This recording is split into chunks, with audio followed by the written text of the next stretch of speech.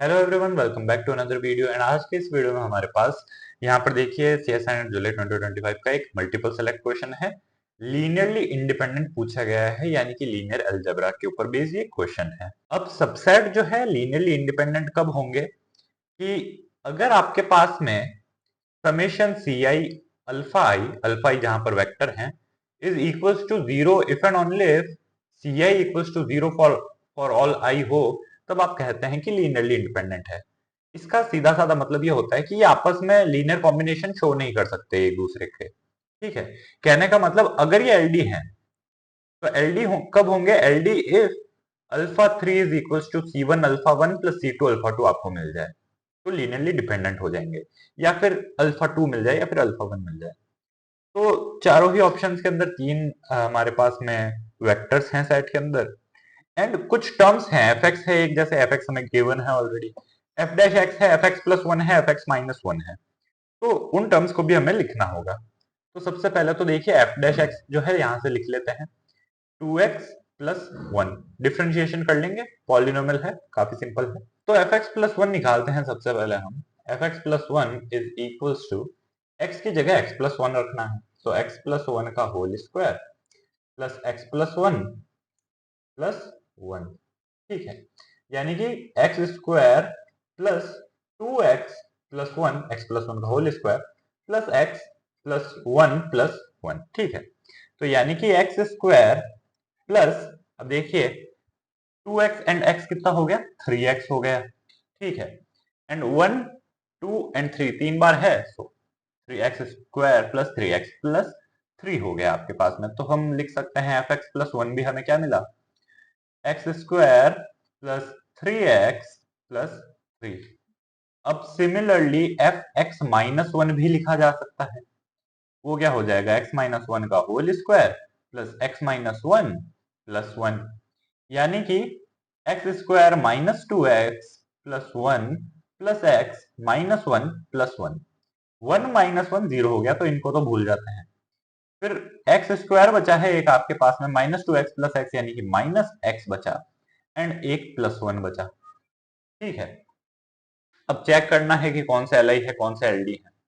तो first option में देखिए F dash x, F X minus one and one पूछा है, तो एफ एक्स माइनस वन सबसे पहले मैं लिख देता हूं। तो एफ एक्स माइनस वन मुझे क्या मिल गया?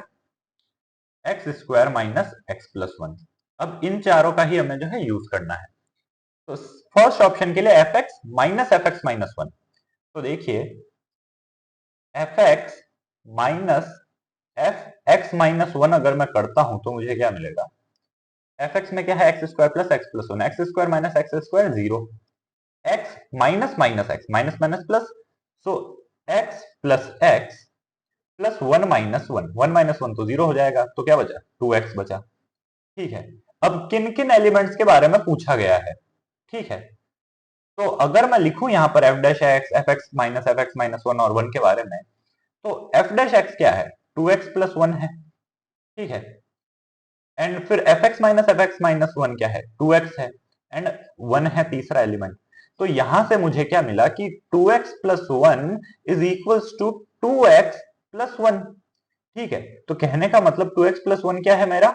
अल्फा वन है, एंड टू एक्स क्या है? अल्फा टू है, एंड वन क्या है? अल्फा थ्री है। तो alpha one plus is equals to alpha two plus alpha three मिल गया, लीनियर कॉम्बिनेशन मिल गया। यानी कि दिस इंप्लाइज कि आपका जो सेट जो है वो एलडी है, लीनियरली इंडिपेंडेंट है, यानी कि नॉट एल आई। तो यानी कि पहला ऑप्शन तो आपका गलत हो गया। ठीक है, एक से ज्यादा ऑप्शन सही हो सकते हैं, बिकॉज हमारे पास यहाँ पर क्या है? एमएसक्यू है, मल्टीपल सेलेक्ट है। तो पहला तो गलत हो गया। अब सेकंड के अंदर आपको जो है F X plus one minus F x भी निकालना है। ठीक है, तो वो भी एक बार हम निकाल लेते हैं, चलिए यहीं पर। ठीक है, तो F X plus one minus F X plus one minus F x क्या होगा आपके पास में? एफ एक्स प्लस वन है, माइनस एफ एक्स करना है, तो x square minus X square यानी कि जीरो। फिर थ्री एक्स माइनस एक्स कितना हो गया? टू एक्स हो गया, एंड थ्री माइनस वन कितना हो गया? टू हो गया। ठीक है, तो टू एक्स प्लस टू है, ये कितना है? टू एक्स है, और ये कितना है? वन है। तो यानी कि सेकंड ऑप्शन में देखिए हमारे पास कैसा सेट है? टू एक्स प्लस टू है, ठीक है।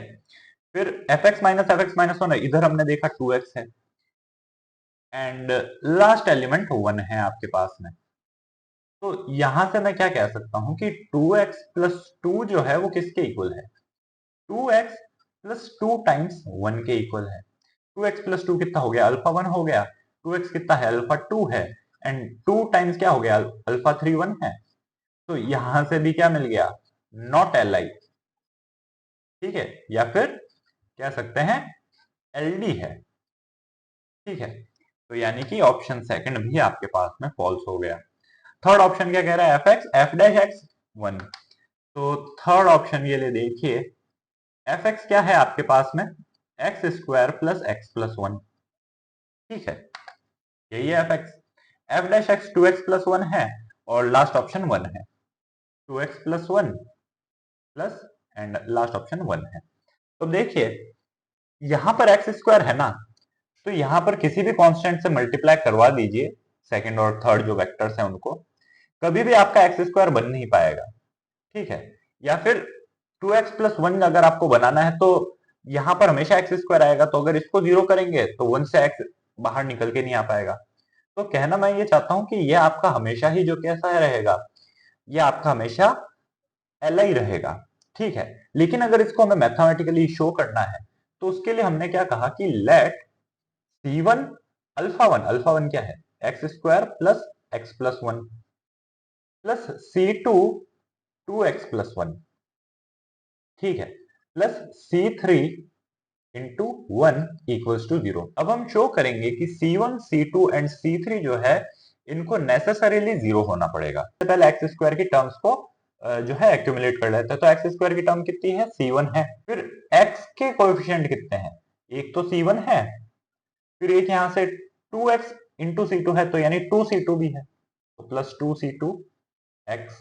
कांस्टेंट कोएफिशिएंट कितने हैं? यहां से C1 मिला, यहां से C2 मिला, यहां से C3 मिला, तो C1 plus C2 plus C3। और राइट हैंड साइड पे क्या है? 0 इंटू एक्स स्क्वायर है, 0 इंटू एक्स है, एंड लास्ट में भी 0 है। पूरी टर्म 0 ही तो है। तो कंपेयरिंग कोएफिशिएंट्स, ठीक है, अगर इक्वल है तो कोएफिशिएंट्स को इक्वल होना पड़ेगा, एक्स स्क्वायर एंड एक्स के कोएफिशिएंट्स को। तो C1 इक्वल्स टू 0 मिल गया, फिर C1 plus 2C2 equals to 0 मिल गया, and C1 plus C2 plus C3 equals to 0 मिल गया। इन दोनों बातों से मुझे क्या मिला कि 0 प्लस 2C2 इक्वल्स टू 0, क्योंकि C1 तो 0 है, तो यहां से C2 इक्वल्स टू 0। यहां से मेरे पास C1 इक्वल्स टू 0 है, C2 इक्वल्स टू 0 है, तो यानी कि 0 plus 0 plus C3 equals to 0, यानी कि C3 इक्वल्स टू 0। तो हमें क्या मिला? This implies when summation Ci alpha i equals to 0 if and only if, ठीक है, या फिर हमको क्या मिला, या फिर इफ एंड ओनली इफ की भी जरूरत नहीं है। जब आपके पास में समेशन ये 0 है, इसका मतलब ये मिल रहा है कि Ci equals to 0 for all i, यानी कि set is L I. Set जो है आपका लीनियरली इंडिपेंडेंट हो गया। ठीक है, तो यानी कि थर्ड ऑप्शन तो आपका सही हो गया, लीनियरली इंडिपेंडेंट है। फिर फोर्थ ऑप्शन में क्या है? एफ एक्स प्लस 1 है, एफ एक्स माइनस 1 है, एफ एक्स है। ठीक है, एफ एक्स प्लस 1 है, एफ एक्स माइनस 1 है, एंड एफ एक्स है। तो फोर्थ में भी जो है हमें चेक करना पड़ेगा इसी तरीके से। एफ एक्स प्लस 1 कितना है? X square plus 3x plus 3, तो x square plus 3x plus 3।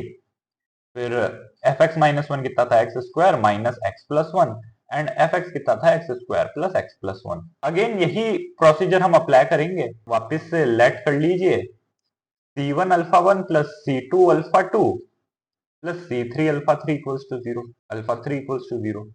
तो अब देखिए कोएफिशिएंट्स एक्यूमुलेट करते हैं सबसे पहले। तो एक्स स्क्वायर का कोएफिशिएंट आपको क्या मिलेगा? C1 मिलेगा पहले से, C2 and C3। So C1 plus C2 plus C3 x square plus, अब x का कोएफिशिएंट क्या मिलेगा? पहले से मिलेगा 3 इंटू C1, क्योंकि C1 से इसको मल्टीप्लाई करवा रहे हैं, C2 से इसको एंड C3 से इसको। तो C1 इंटू 3 यानी कि 3C1।